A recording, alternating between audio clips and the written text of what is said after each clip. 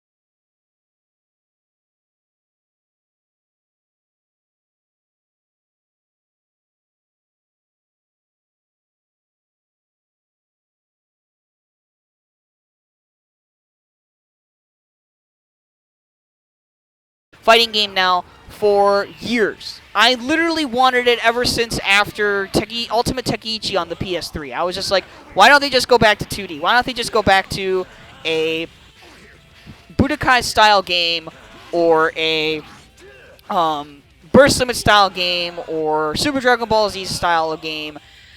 And the reason is because, of course, that the sales for those games weren't great. Like, Burst Limit didn't sell very well. Infinite World definitely didn't sell very well. So, and Super Dragon Ball Z didn't sell very well. So you can see why Bandai Namco wasn't willing to greenlight another 2D Dragon Ball fighting game. Now, of course, Budokai and Burst Limit and Infinite World, those games technically aren't strictly 2D fighters. They are kind of sort of more like Tekken and Soul Calibur. And so, like, this is why I think it's also kind of silly to lump Dragon Ball FighterZ with those games or lump those games with Dragon Ball FighterZ, because Dragon Ball FighterZ is still, it doesn't have any, like, shifting planes. You can't sidestep to the left or right into a 3D in a 3D environment. It's literally locked to 2D. So, it's been at least 9 years, and if you want to make that argument that I was just making, then you could say it's been at least a decade since we've actually had a 2D Dragon Ball fighting game. And by that I mean, like, the last game, if we went by that, the last game we got was Super Dragon Ball Z, which is technically way more closer to a 2D fighting game than Budokai or Burst Limit were. And so it's been in other words, it's just been far too long since we've had an actual 2D Dragon Ball fighting game, that it's actually gross. There are people out there that want to shut it down and act like they're not going to still get their Xenoverse 3. You are still going to get your Xenoverse 3. There's no way you're not going to get it. It's still going to happen. You're going to be happy. It's going to happen. It's not going to happen until like 2019, You're going to be excited. You're going to be elated. You're going to be happy. And you're going to get more DLC with that game. And, yeah, it's just silly. And so then my final point about this whole silly argument debate thing is that Dragon Ball FighterZ is good for everybody. It even even if you don't like it, it's gonna be good for the community because it's gonna give more spotlight to Dragon Ball fighting games, Dragon Ball video games in general. You're gonna be able to see people playing your favorite characters in large scale. With large-scale tournaments with a lot of money on the line. Hopefully. That's the goal, that's the ideal, and it'll still be a very fun game to play casually. They've made the game fun to begin with. You can see that in the videos and how people, in all the videos that people have made about the game, what they've experienced, what they played. You can see that at a baseline, they made it fun first, then they started focusing on trying to get it to be appealing for the fighting game community, for people who want to play it in tournaments. And they've gone on record saying there will be some single-player stuff in the game. There will probably be a story mode of some kind. Most Arc System Works games have story mode. They have some kind of story mode in the game. And from what I've heard, they do very good story modes. So we could be in for a real treat that way. They could do some kind of crazy 3v3 what-if kind of storyline. They could go bananas with it. Or they could go with the usual, original Z retelling story with the characters that they have, and it would look gorgeous, probably, given the character models and the animations and all that jazz. It would be almost like playing Budokai 1 all over again, except a million times better, like a million times more gorgeous, a million times more well animated, all that jazz. Like you would literally feel like you're not only playing the anime but also watching the anime. And that would be really cool. But yeah, this is really important for the community because it will then expand it and bring in more people into wanting to play Dragon Ball games in general. Like, seeing people like, just seeing people from the fighting game community, from even other communities. A lot of Dragon Ball games these days stopped appealing to the mainstream video game community just because of what they're known for now, like what Dragon Ball games typically are known for. They don't have a very high bar anymore. It's not like the Budokai days where, like, you'd still see something like GameSpot give it an attention at E3. Like they've pretty much stopped doing that for the 3D Dragon Ball games because they come out so often. They're a dime a dozen. It's not as special. But this game, Dragon Ball FighterZ, this game is special. Okay. That's why everyone's so excited about it. That's why everyone is talking so much about it, and that's why it's good for the community. It's restoring faith into the Dragon Ball IP for video games, and it's resetting that bar to a higher standard. So it's going to be good for us. It's going to be good for it's going to make Dimps want to do even better, and that's what I think. And what do you guys think about this whole silly debate argument thing? Do you side with Xenoverse, or do you not care? Do you whatever? Sound off in the comment section below. I'm gonna take off here, and if you liked what you heard and saw, click subscribe. Later.